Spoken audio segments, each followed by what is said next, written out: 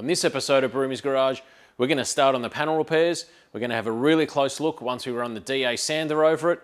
Going to talk engineers and engine conversions.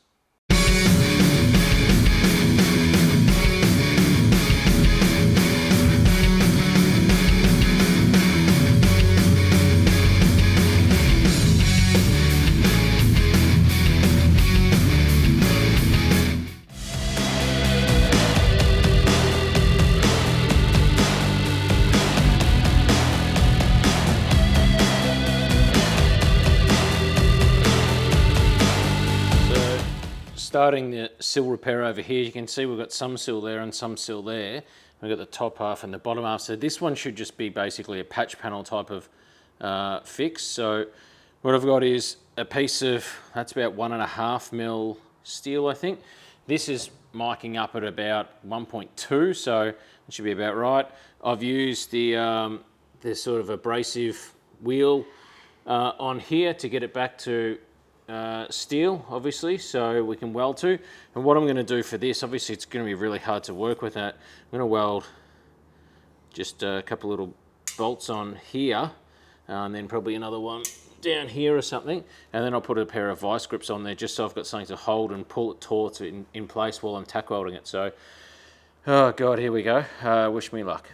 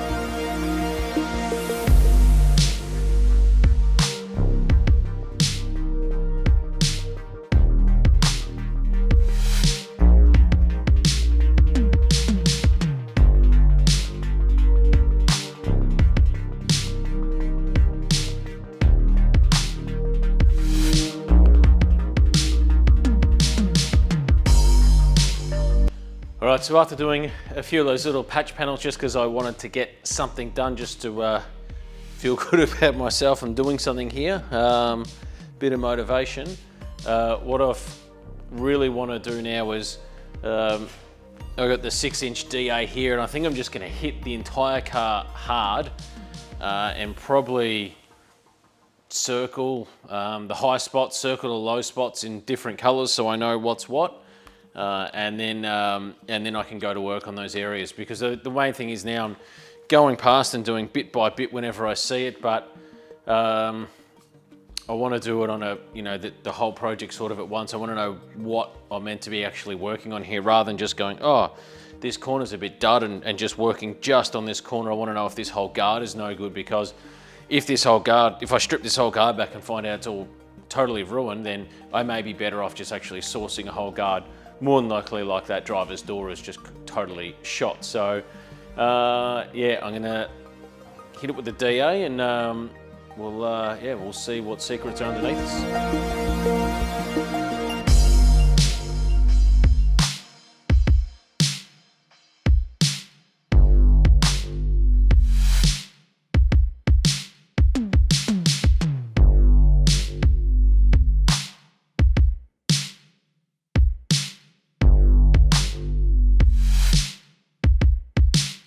So just quickly hit it with the DA there to take a look, and it's probably even worse than I actually thought. This side, honestly, this right-hand side is just a complete write-off. Really disappointing. There's a lot of work that needs to be done there. So yeah, let's have a bit of a look at the through the whole car now. I haven't done the two front guards and the bonnet yet. Already know that the issue here and that, but I'm going to get it sandblasted or something, because it's just so hard to tell. I can see from the eye there's a dent there, there's high spots and a repair here. We know the dent there, but in terms of the rest of the stuff, this door doesn't look too bad, although this you can see now, this is all a low spot, and these are obviously high spots here. So with a little bit of beating, that should come out okay. There's a dent there. There's another low spot there. But overall, this door doesn't look too bad. This door actually looks pretty good.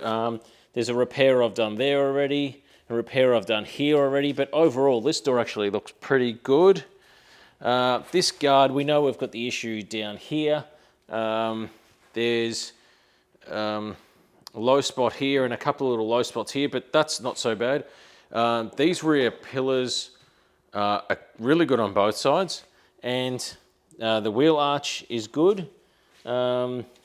Little bit of low spotting here, and this is a real low spot. Then it gets up to a bit of a high spot at the back here. So I think with maybe taking some thickness out of this metal, because this is where that really poor patch was. If we can take some thickness out of the metal and beat and shape this a bit, heat it up and just shape it a bit, I think this guard could be all right. The boot's pretty good overall, except for this area. So because these are just low spots, should be able to just get in behind and maybe with a bit of heat or just a dolly or something, just tap those back up. But they don't look bad like from the eye, but they're you're not going to probably be able to pick it on the camera, but they are actually pretty low. So these little ones are nothing. They're just little high spots where you can, tap them back down and that, but they're okay as well. We'll come back to this. The roof is really good. You can obviously see some high points where, you can already tell that's definitely where there's going to be a frame. And if we look inside here, you can see that's where, obviously the strength of the roof is. So these roofs, look how, there's just no strength really in them, so that's fine. The roof actually looks pretty good. I think there's two little low spots here and one there, but that's fine.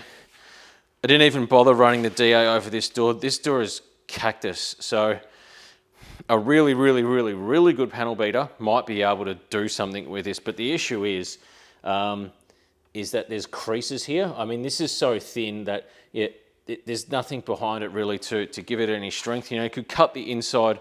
I mean, if you were going to go really full hog on it, you'd cut like this frame out and you would beat it from this side out. But I mean, it's just so poor basically that I don't think that's really going to help.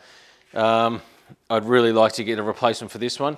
This door looks okay except for that little rust repair, but if you start feeling it, it's just ripply all in here, like it's been caved in all through here, and it feels all ripply here as well, and it feels like there's a fair few ripples up the top here. So honestly, I don't know what happened with this side of the car, but it's a fair disaster zone. If I come even just to this guard here, you can see that corner there is pretty had it, but the driver's door definitely is way too much work.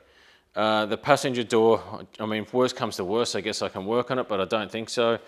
I'd really like a new guard as well. And when I say new, I mean one that's not completely ruined. Like little rust sections, like if it had rust here or whatever, you can cut the rust out and start again. But when it's so ripply and it's like absolutely ruined like that, it's really hard to start. So let's actually go to the crux of all this and have a bit of a chat about this. So what you can see here is basically the rear quarter. It's clearly had a repair, but the repair is, I don't know how bad or what kind of hit it had to start with, but the repair is just horrendous. Let's get in close here and have a look. To start with, you can see where, the giant cut's been made and whatever. And this is, what most people would probably do is they would have cut it across here. So that's the only visible part of the line. And they would have picked out the spot welds all the way up to here.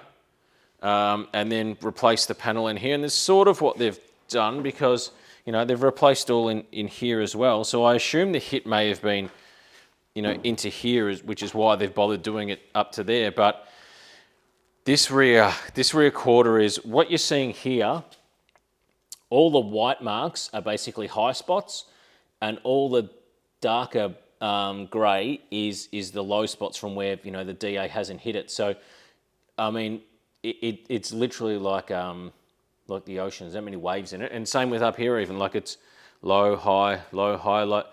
Yeah, it looks like that. You're like, oh, maybe you can work on it. But if you were to actually be here and rub your hand along it, yeah, it feels so bad. I think this top half is salvageable because it doesn't feel that bad here. Like I can feel low spots, high spots, like Blind Freddy to be able to feel that. So I think a little bit of beating here and then a skim of filler and then cleaning this up with some, you know, I could probably just put weld in here again, or I could just fill it over. I mean, you know, if I put weld in here, it's going to distort a little panel again. And like I said, I'm not making some kind of show car where someone's so concerned that it's been lead beaded or some, you know, some old school boomer technique or whatever to get the panel right. So, but what I'm thinking about this is that potentially I may try and source the whole rear quarter. But what I'm going to do first, because there's no return, there's just no real work with this. Someone's actually used a hammer. Like you can see the low spots are where someone's hit with a hammer. You know, that the low spots are really obvious that they're round and they're just hammer hits. Like someone's just tried to beat it back into shape and they've made it 80 times worse. So the line here is pretty good.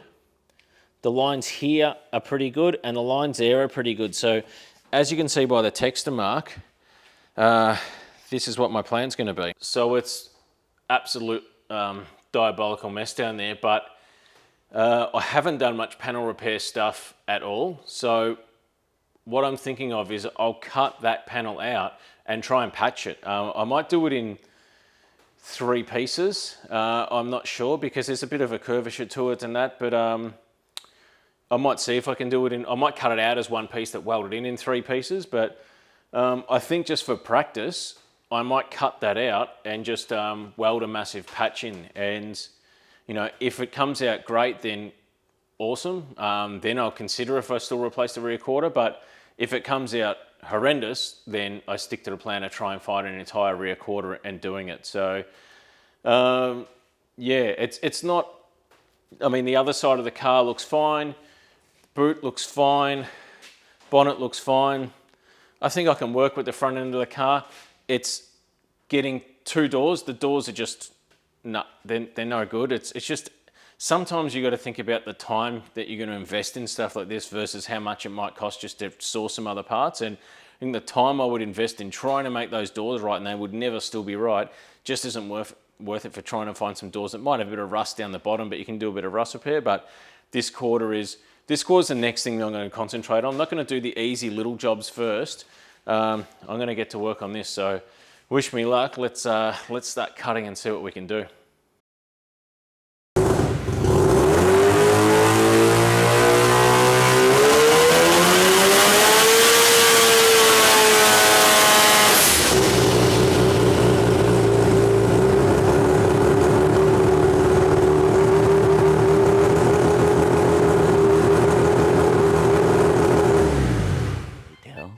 Three days later. So the body it's okay. It's not some kind of disaster. You see these cars that are just complete rusted heaps of you know what, and people still wanting really good money for them just because they're an RX-4 or an RX-3 or something like that.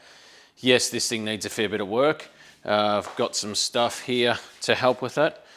Don't know if 3 litres will be enough, but I've been watching some panel videos, panel repair videos, some good techniques of some other guys out there who do this, you know, sort of thing for a living. So thanks for the recommendations in the comments from you guys, because yeah, I wouldn't have even sort of known where to start. It's not, you know what YouTube's like. They're only going to show you videos that you watch often, and my stuff's all drag racing, 0% panel repair stuff. So I've got a lead already on a couple of doors, so just waiting on next week to sort that out. And I reckon I'm going to have a go at repairing this quarter. I know that it looks really bad and it should be replaced, but it's just so hard to find the rear quarter. And even if someone's got one, they probably don't want to give it up. So worst case, realistically, I don't think it can get any worse. So by the time you're watching this video, I'll be at Heathcote Park Raceway racing this. So just getting this prepared and ready. Made some decent changes to a few things on it. So hopefully with the nitrous on and a fair bit of the droop taken out of it at the front and stiffened up in the front end a bit, hopefully it goes all right. Also been working on this right here, which will be what will control my shifter and boost control. So a lot of people you may have seen run CO2. This is basically exactly the same principle. It's just compressed air. So it's a mini air compressor with a vessel to hold 2 litres or whatever of air. And that should be more than enough for a fair few meets actually, before it even needs to cycle on. But it's just one of those things that now why I made this was, the costs that I made this for are the same costs involved in having to get a CO2 system organised, but then CO2 needs to be filled at some point in time. To know that it has to be filled, you have to take the bottle out, weigh it, it's a bit empty, organise some place to go and fill it. You have to remember to turn the bottle on always as well. So with this, PDM will just turn it on and that's it. I don't have to do anything. So really simple, so that should work well. And yeah, I think soon we may have an answer regarding our engine choices. I've really got my heart set on a Barra. So the reason for that is just Barra is cheap and a good transmission, the ZF, is also relatively affordable. So I mean, if I go, that's 6 speeds, awesome cruising ratios and stuff like that. They're strong. Again, we only want to make 400 or so horsepower at the rears, whatever. It'll handle that, I'd say, in the standard naturally aspirated ones. And I guess if we, even just on 400 horsepower, I'm not sure we even would need to get a converter. The factory one might be okay. You would get a turbo factory one or whatever. But, if I put any other engine in it, say it's like say it's a 3RZ, we probably, I don't know if it needs rods, pistons or whatever, but say it doesn't, we still need a transmission. So then you have to buy something like a bell housing, which is like $1,500. Then have to buy maybe I don't know what bell housing, say it's even like a C4. Say you buy a decent C4, manually shifted C4. Again, you're looking at about another $3,000 at least. So, and then you need to buy a converter, which is about another $2,000. So, all those other engine options are great, but the driveline costs from doing a Barra result in the same horsepower, more fabrication work to get it to fit, but we get the same reliability, same power, but we get so much more bottom end torque from the 4 litre as well. So already had a few initial discussions with an engineer. There are some not so hard and fast rules and some hard and fast rules around engineering. Go over that in the next episode after we talk with him a bit more in depth on if we can and what we can and can't do. But for now, I think we'll leave it at that, and we'll reconvene next week and see how we're tracking. Thanks for watching. I'll see you then.